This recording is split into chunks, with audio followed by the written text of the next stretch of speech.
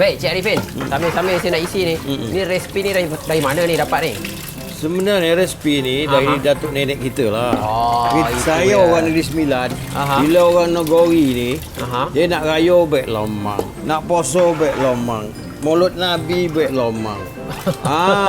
Jadi kita ni dah di apa? Pendedahan buat lemang ni dah dari kecil. Dari kecil. Jadi memang dah biasa buat lemang. Oh, tu Kalau yang orang Negeri Sembilan tak roti buat lemang bukan orang Negeri Sembilan. Orang Negeri Sembilan nak mantai tu kan, buat lemang. Mantai tu apa? Potong lembu, semoli lembu. Kobau ke, dibeli daging fresh lah. Untuk nak buat lemang.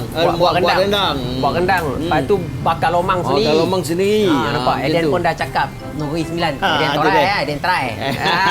Eden torai lah. Eden torai lah. Tapi memang asal dari resipi tok nenek lah. ya. Oh.